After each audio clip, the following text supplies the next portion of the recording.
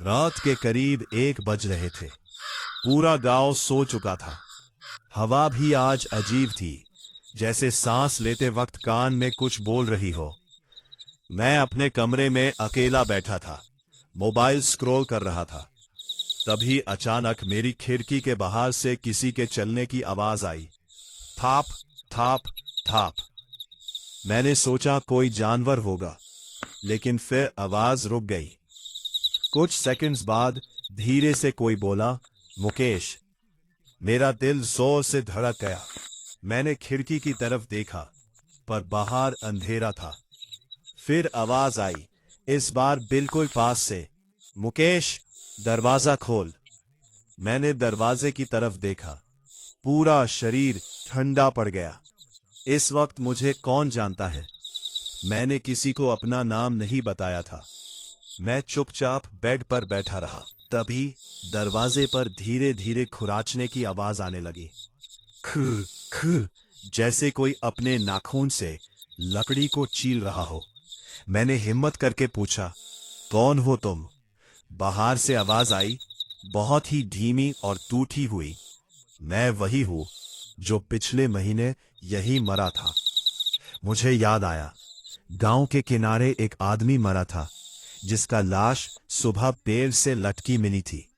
लोग कहते थे उसने खुदकुशी नहीं की, बल्कि कुछ और था। दरवाजा जोर से हिलने लगा। धम धम। मैं बेड से उठकर पीछे हट गया। लाइट जलाने गया, पर स्विच काम नहीं कर रहा था। कमरा अंधेरे में डूब गया। तभी मेरी आंखों के सामने कुछ सफेद सा दिखने लगा, जैसे धुआं कमरे के बीच जमा हो रहा हो। धीरे धीरे उस धुआं का शेप इंसान जैसा बनने लगा। मेरे सामने एक आदमी खड़ा था।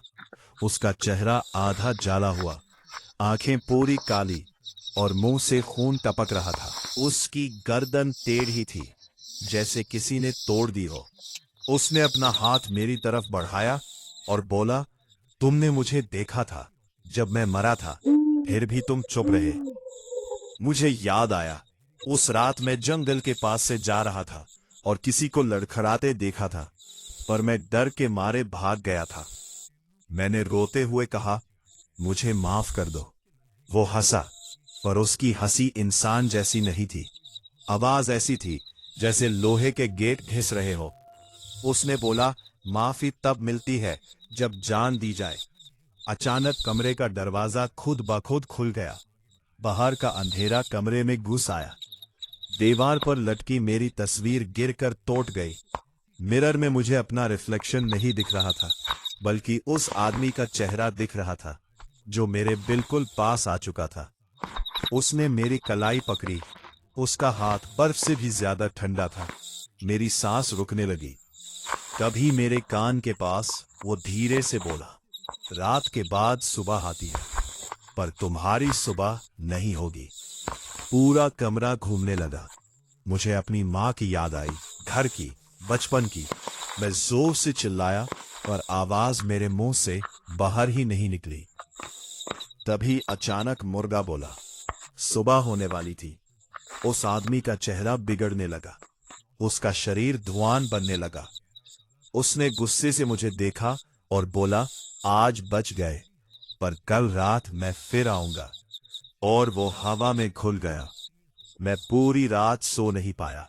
सुबह सबको बताया, पर गांव वाले हंसने लगे। कोई बोला डर का वहम है, कोई बोला सपना होगा। पर अगले दिन रात को फिर वही हवा चली, फिर वही आवाज, मुकेश। इस बार आवाज मेरी अलमारी के अंदर से आ रही थी, और जब मैंने अलमारी खोली, अंदर में खुद लटका हुआ था, और पीछे से किसी ने मेरे कान में कहा, अब तुम मेरी जगह हो।